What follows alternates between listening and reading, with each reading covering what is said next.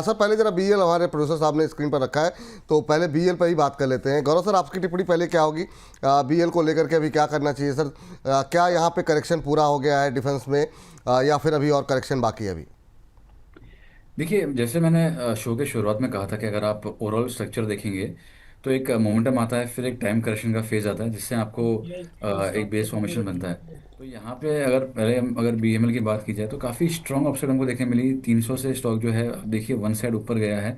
400 अभी भी 400 के आसपास ट्रेड कर रहा है।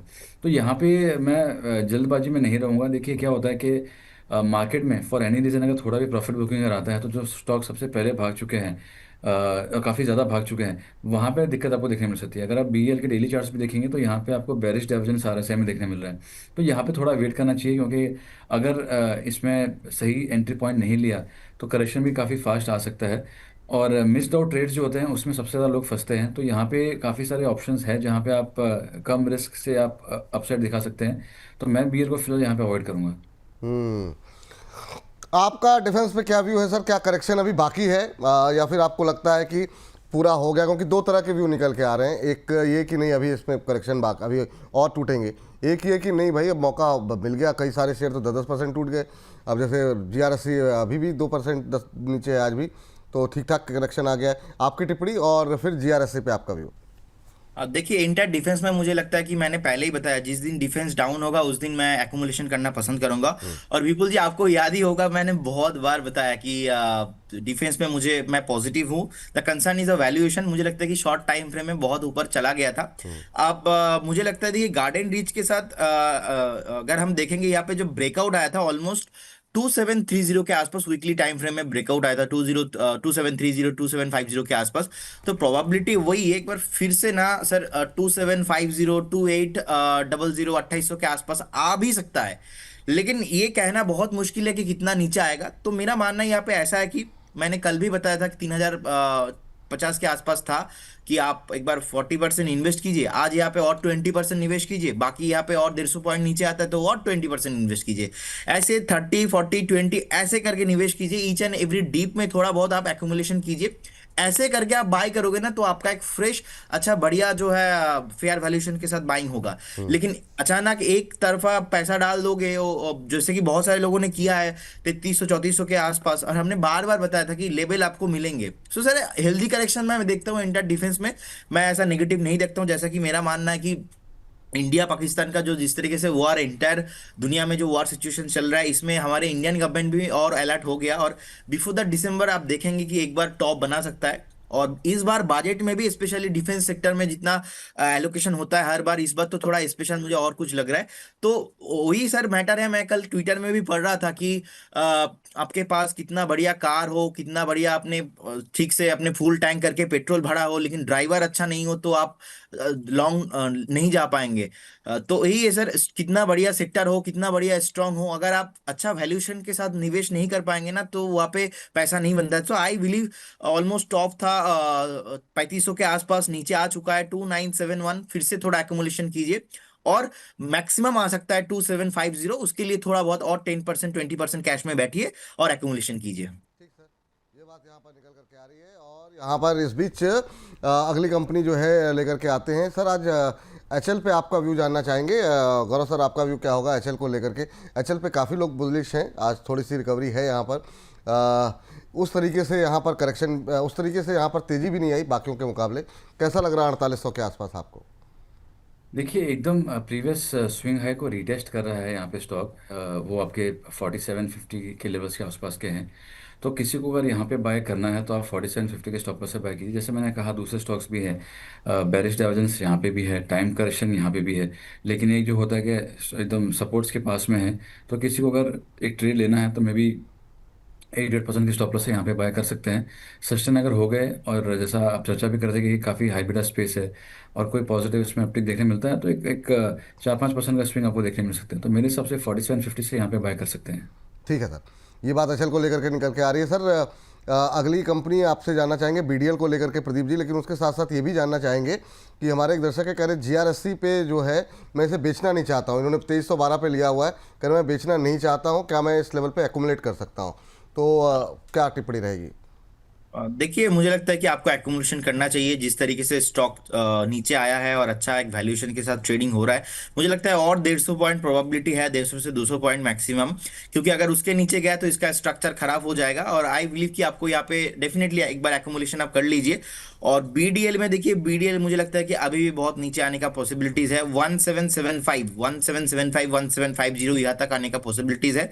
तो एक बार डीप में बाय कीजिए, अभी नहीं है। अभी मुझे लगता है कि यहाँ से भी और भी 60-70 पॉइंट नीचे आएगा, तब एक बार आप बीडीएल को एक्यूमुलेशन कीजिए।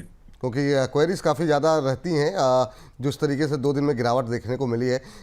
सर मजेगांव कैसा लग रहा है सर, प्रदीप जी आपको? देखिए, फर्स्ट ऑफ ऑल मुझे लगता है कि 3145 3150 के आसपास चल रहा है। मुझे लगता है कि यहाँ पर भी सर करेक्शन अभी भी पेंडिंग है।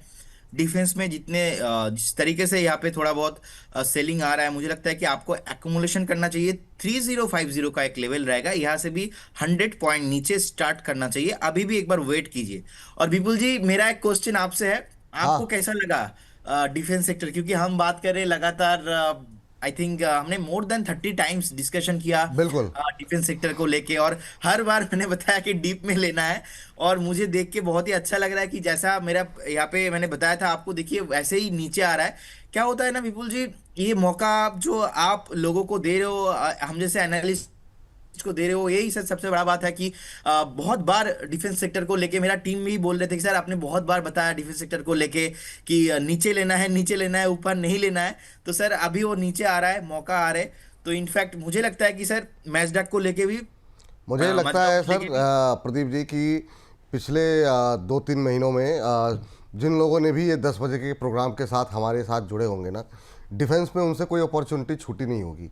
मतलब हर गिरावट पे कहाँ पे बाय करना है, किस स्टॉक में लेना है, किसको छोड़ देना है, कहाँ पे जो है अच्छे पैसे बनेंगे नहीं बनेंगे, मुझे लगता है कोई अपॉर्चुनिटी लोगों ने मिस नहीं की होगी। इसके अलावा आपके जो डेली के ट्रेड रहते हैं उसमें भी लोगों ने अच्छे प्रॉफिट कमाए होंगे। और शायद यही वजह है कि इस तरह का अप्रिसिएशन, इस तरह का दर्शकों का प्यार जो है वो हम लोगों को मिल रहा है। तो दर्शकों का यही भरोसा हम लोगों को आगे भी बरकरार रखना है कि लोग अपने इस भरोसे को बरकरार रखें। तो वाकई में चाहे इवन रेलवे पे बहुत अच्छा रहा, पावर पे हम लोगों ने बहुत अच्छी कवरेज की और बहुत अच्छे अच्छे शेयर आइडेंटिफाई किए और लोगों ने काफ़ी अच्छे पैसे लोगों के बने। तो अक्रॉस द सेक्टर जो है बहुत अच्छी आपकी एनालिसिस रही है सर। जी सर, तो अभी हम लोग बात कर रहे थे पारस डिफेंस को लेकर के। सर आपका व्यू जानना चाहेंगे, पारस डिफेंस में अभी क्या मौका है क्या यहाँ पर कहीं पर खरीदारी करने का? सर मुझे लगता है कि पारस का करेक्शन ज्यादा नहीं होने वाला, क्योंकि इसका करेक्शन ऑलरेडी हो चुका है। फिर भी आप एक बार यहाँ पे करंट जोन से बाई करके जा सकते हो, और मैक्सिमम 50 पॉइंट नीचे आ सकता है पारस। सो करंट जोन से बाई करने का सलाह रहेगा, क्योंकि आई बिलीव जो ब्रेकआउट आया था ना ऑलमोस्ट 1560 के आसपास, ऑलरेडी 2 बार टच हो चुका है 1550 के आसपास, 1560 के आसपास। तो एक बार करंट जोन से बाई करने का सलाह रहेगा। कभी भी अगर करेक्शंस में इंटरडे में आजकल में 20-30 पॉइंट नीचे आता है तो आप बाई करके जाइए, लेकिन मेक श्योर एक व्यू होना चाहिए नेक्स्ट 6 से 8 महीना। जी सर, एक चीज़ अब चूँकि इसको अब इसको 5-10 मिनट के ही सेगमेंट हमने सोचा था, तो ये बताइए ज़रा अभी अगर डिफेंस को लेकर के 2-3 स्टॉक्स बाय करने की या एवरेज करने की, क्योंकि बहुत लोगों ने लिए हुए हैं निश्चित रूप से, चाहे पारस डिफेंस हो, आइडिया फोर्ज हो, एचएल हो, बीईएल हो, इसमें 2-3 शेयर ऐसे हैं जो आपको लगता है नहीं ये गिरावट पूरी हो गई है, थोड़ा सा यहाँ 3 ये शेयर हैं जिसमें बाय कर सकते हैं, या और यहाँ पर गिरावट की संभावना है? जी विपुल जी, मुझे लगता है कि जीआरएससी एक स्टॉक के साथ मैं जाना चाहूंगा। मुझे लगता है कि यहाँ पे थोड़ा बहुत आप एक्यूमुलेशन कीजिए, पूरा नहीं। सेकेंड स्टॉक मुझे लगता है एचएएल। देखिए बहुत बार मैंने बताया 4800 का जोन, और 4800 का जोन टच करके 5000 का जोन लगभग गया है 4 से 5 बार।